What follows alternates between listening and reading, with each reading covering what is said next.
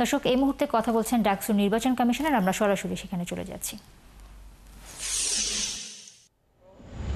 Observe করতেছেন, পর্যবেক্ষণ করতেছেন, আমরা অবজার্ভ করতেছি, খোঁজখবর রাখতেছি। এই পর্যন্ত মেজর কোনো ব্যত্যয় ঘটেনি।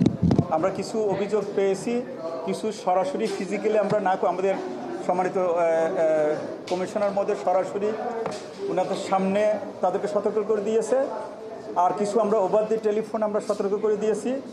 ইভেন প্রথম দিন আমরা আমাদের প্রশাসনের পক্ষ থেকে সতর্ক করা হয়েছে। আমরা দেখছি এই পর্যন্ত মেজর কোনো ভায়োলেশন হয়নি।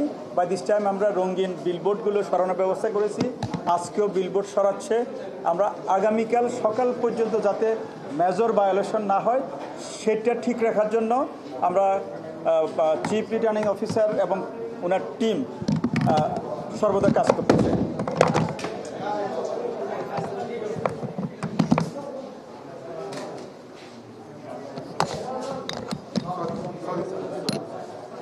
ঠিক আছে।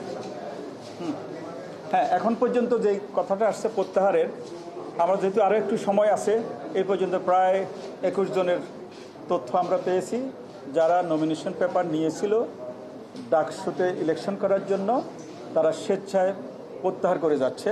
আমরা হয়তো আর কিছুক্ষণ পরে ফাইনাল স্ট্যাটিস্টিক্সে বলতে পারবো, কারণ শুধু প্রত্যাহার করলে হয় না, প্রত্যাহার করার সাথে সাথে তার ফর্মের সাথে তার যে অ্যাপ্লিকেশন সেটা মিলিয়ে দেখতে হয়। অনেক সময় দেখা যায় যে হ্যাঁ, প্রত্যাহার করছে একজন, দেখা যাচ্ছে প্রার্থী আরেকজন। সেই জন্য আমরা একটু সময় নিচ্ছি, সেগুলো মিলিয়ে দেখে আপনাকে ফাইনাল স্ট্যাটিস্টিক্সটা বলা যাবে। হ্যাঁ প্লিজ স্যার। না, আমরা আবার একটা ছোট প্রসঙ্গ আপনাদের কাছে আমাদের অনুরোধ থাকবে যে নির্বাচনী পরিবেশটা সুষ্ঠুভাবে বজায় রাখাটা মূলত কেবলমাত্র নির্বাচন যে ব্যবস্থাপনা টিম, অর্থাৎ এই চিফ রিটার্নিং অফিসারের যে টিম আছে তাদের একার পক্ষে সম্ভব না।